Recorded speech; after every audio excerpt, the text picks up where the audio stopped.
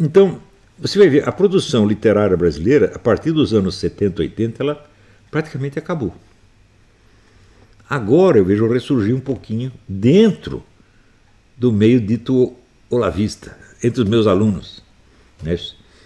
É o Diogo Fontana, tem vários aí, né? Não precisa dar o nome de cada um. Então, a literatura brasileira está recomeçando. Então, é claro que o número dessas obras é muito pequeno. Então, ele não abarca nem 1/1000º dos modelos de vida possíveis no Brasil. E, no entanto, nós temos personagens reais que seriam um material incrível para a literatura. Se você pensar bem, a vida do Lula, você já tentou entender a mente do Lula, entender a alma do Lula? Eu acho que ninguém fez um esforço para isso aí, porque as pessoas ou o idolatram ou fingem que idolatram, porque eu não acredito que ninguém na esquerda admira realmente este idiota, mas precisa dele porque ele é o símbolo, ele é o proletário, então ele representa simbolicamente o conjunto da esquerda. Então eles precisam do Lula, tá certo? E o outro lado despreza o Lula, né? E acha que desprezá-lo é suficiente. Fala, não, o Lula foi um acontecimento histórico, pô, ele marcou a história do Brasil. Não é isso? E é muito importante você entender a alma dele em profundidade. Ora, você vai entender como? Cientificamente, psicologicamente, não é possível. Só através da narrativa literária você pode conseguir isso. Quer dizer, você imaginar a vida do Lula ou as vidas possíveis do Lula. O que ele teria sido em tais ou quais circunstâncias. Nossa, é um personagem, o Zé Dirceu é um personagem incrível. Mas, escuta, nós não estamos trabalhando ficcionalmente nenhum personagem brasileiro há meio século.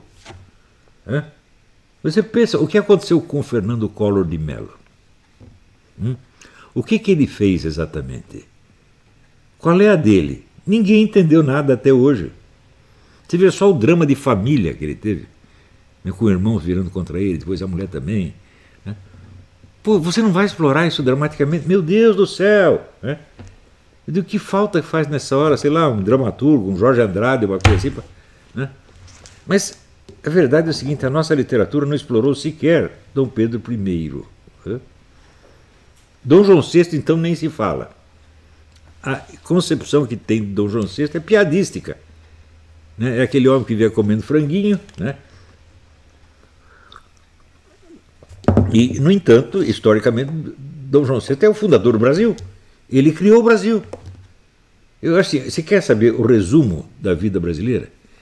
É assim, a mulher que fez o filme sobre Dom João VI, até esqueci o nome desgraçado. Como é? Carla Camurati. Ela fez o filme, assim, um filme caricaturando Dom João VI abaixo de merda. E o filme foi financiado pelo Banco do Brasil, o qual foi criado por Dom João VI. Mas isso quer dizer, é tipo da ingratidão pueril. É o sujeito que se acha superior àquele que o sustenta. Não é isso? Então é a falta de maturidade e incrivelmente, obras desse tipo, que não merecem sequer uma cuspida, né, são badaladas porque interessam politicamente a tais ou quais grupos, ou comercialmente a tais outros. Assim não vai, gente. Se nós não temos uma alta cultura, nós não vamos ter uma política decente. Isso é ridículo. Quando começou a se formar a tal da direita brasileira, né, e eles apostaram tudo numa eleição presidencial, antes de ter criado uma militância, antes de ter uma geração de intelectuais, isso aí vai. É suicídio. Né? E nós estamos vendo como este nosso presidente sofre todo dia. Né? Ao ponto de chegar hoje o tal do Carlos Vereza, né, que na sua velhice, já decadente como ator, renovou o seu prestígio, passando para o lado da direita e falando bem do Bolsonaro. Agora diz, eu descobri que o Bolsonaro tem plano pessoal de poder e que ele fica fingindo que as pessoas o traem para ele poder destruí-los. Ele fingiu a facada, ele fingiu a traição do Sepulcro Caiado, né? Ele fingiu a traição do Dória, foi tudo, ele fingiu que os caras o traíram só para ele poder sacanear os caras. Vereza, vai pra puta que eu pariu, rapaz, vai chupar a piroca do Fruta, pô. Seja homem, para com essa palhaçada. O que você inventou é tão pueril, tão idiota, tá certo? Mas como é possível um sujeito que é um ator que tem uma certa fama na porcaria da cultura brasileira falar uma coisa dessa? Invente outra coisa. Não estou falando, né, você criticou o Bolsonaro. Invente outra coisa. Mas isso aí é muito pueril, é muito idiota. Tem tanta coisa que você pode falar mal dele, tem que ser logo isso. Que assim, obviamente, falso. Não tem nenhum político no Brasil que fosse, vamos dizer, tão achincalhado, tão caluniado, tão difamado desde o primeiro dia. Antes dele fazer qualquer coisa. Não há crime que não tenha sido atribuído ao Bolsonaro. Todos os crimes possíveis. Ele nunca foi traído, nunca foi sacaneado. Ele é que inventa tudo isso para poder sacanear as pessoas. E peraí, como é que o sujeito vai subir na vida sacaneando ele mesmo, todo mundo? Ele inventa traidores, demite os caras, acaba com a carreira dele para ele subir. Que modo de subir? Como é que alguém pode subir na vida desse jeito, porra? Hã? Quer dizer, você está criando uma horda de inimigos maior do que a horda dos seus apoiadores. Que eu saiba, as pessoas sobem na vida fazendo o contrário. Primeiro você se cerca de apoiadores, e daí você pode pegar um ou outro traidor que você vai destruir. Agora, você fazer uma horda de traidores para você destruir todos, ô Vereza, porra, volta para a escola, vai aprender a ler. Você é ridículo. Né? Eu prestei um pouco de atenção em você por caridade. Eu não considero você nem bom ator. Você não tem nem físico para isso, não tem nem voz para isso. Né? Eu sei alguma coisa que é um bom ator. Eu convivi com o Eugênio Kuznet, meu filho. Convivi com o Eugênio Kuznet, com a Itala Nandi, com o Raul Cortez, né, com a Rosa Maria Mortinho. Eu conheci toda essa gente. Né?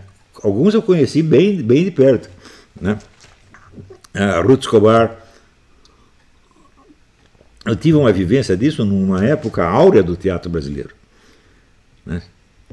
Onde você estava começando. E o que é você, além, para cima de todos esses? Não é nada. Você não é melhor do que nenhum deles. Então, de repente ficou famoso porque rompeu com a esquerda, já vi no Herói no dia seguinte. Mas espera aí. Mas a nossa direita é tão superficial, tão boba. Você não tem intelectuais de direita. Né? Só tem youtubers, né? E pessoal de show business e jornalistinhas.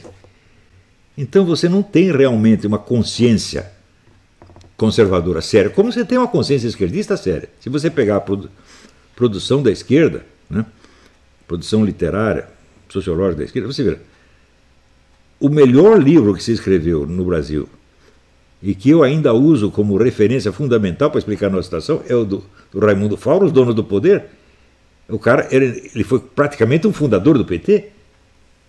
A direita fez algo parecido com isso? Fez muito antigamente. Mas, por exemplo, o livro do João Camilo de Oliveira Torres, um grande filósofo mineiro conservador, mas de toda a produção dele não tem nada que seja tão importante para a compreensão da situação atual quanto o livro do Raimundo Fauro. Eu apelo para o Raimundo Fauro toda hora. Eu estou vendo que ele diagnosticou certo. Quem também diagnosticou certo foi o Paulo Mercadante, do livro A Consciência Conservadora no Brasil, onde ele traçava esta mania aliancista da direita nacional, a mania conciliadora da direita nacional, que é até hoje o problema. O sujeito não pode ser eleito pela direita que no dia seguinte ele já procura um acordo com a esquerda. Todos fazem isso, né? Inclusive o atual governo. Por quê? É a mania positivista. Nós temos que ser superiores a ideologias. Isso é uma coisa de uma estupidez tão grande que eu não preciso, já me expliquei sobre isso, não preciso voltar a este assunto. Política sem ideologia é futebol sem bola, gente. Não existe, isso é uma bobagem. É só uma pose. Isso também não chega sequer a ser uma ideologia. Né? Isso é um rótulo publicitário apenas. Não tem sentido nenhum. Quer dizer, você não tem um discurso justificador do que você está fazendo, porque isso é que é ideologia. Você só tem o plano de governo, né, traçado cientificamente, e você não argumenta nem um pouco a favor dele. Como é possível? Me mostre um governante que tenha feito isso. Mesmo que seja o mais tirânico ditador do mundo, pelo menos para os colegas dele, ele vai ter que justificar. Quando ele reúne os ministros, vai ter que justificar alguma coisa, vai ter que argumentar. Não existe nenhum político que seja tão obedecido que ele nunca precisa argumentar em favor de nada. Você imagina, assim, por exemplo, Stalin, né? Quando veio a notícia de que o Hitler tinha invadido a Rússia, ele não acreditou. Tá certo? Então, evidentemente, ele argumentava e os generais dele, não é verdade, o homem está aí. Não pode ser. Então, Alguma justificativa você tem que dar. E essa justificativa o que é? É o seu discurso ideológico, pô. Quer dizer, como é. Eu penso esses generais que falam de. Pô, não pode ter ideologia. Eu falei, que é isso, gente? Vocês são uns crianças. Vocês não cresceram. Hein? Vocês não sabem limpar a bunda. Sua mãe tem que trocar sua fralda, pô. Né? Então, a coisa está muito ruim, gente. Agora, como é que nós podemos exigir que a classe militar seja culta se os escritores não são? Se os literatos não são? Se os professores acadêmicos não são? Você veja, por exemplo, o Érico Verglen, ele todo ano relia a obra completa do Shakespeare. O Roberto Campos sabia a Divina Comédia de cor, em italiano. Esses eram os intelectuais de antigamente, porra. Hoje em dia, as pessoas leem o quê? Leem teses universitárias, publicado por amigos dele ou pelo chefe dele, que ele precisa puxar o saco. Então, assim não dá, porra. Agora, nós queremos corrigir a política brasileira antes de ter corrigido a nós mesmos, antes de ter corrigido a nossa inteligência. E se você não conserta a sua inteligência, o que você vai usar para consertar a situação? A sua burrice? A sua covardia? A sua preguiça? A inteligência é a única arma que nós temos. Força física humana, ó, é muito pouca e dura pouco. Chegou nos 40 anos, você já não é mais nada. Ver qualquer esporte, chegou 40 anos, ele tem que largar. Não é isso? Então, é a inteligência que é a nossa força, a única que nós temos. E você tem que dar tudo para desenvolvê-la. Não é isso? Porque se você não a exerce, ela definha. E eu lembro quando falei no Paraná, os alunos da Universidade do Paraná, que um especialista de qualquer área do conhecimento tinha que ler pelo menos 80 livros da sua área por ano. Supondo, claro, que um livro que é da área especializada do sujeito, ele lê muito rapidamente. Quanto tempo um psicólogo leva para ler um livro de psicologia? 2 dias. Se você der um livro, sei lá, de arqueologia egípcia para ele, bom, ele vai ter alguma dificuldade. Mas o livro da sua área profissional, você tem que ser capaz de ler muito rápido. E os caras ficaram chocados, acharam que eu era um tirano de querer obrigar eles a ler 80 livros. Ficaram chocadíssimos. Nunca imaginaram uma coisa dessa.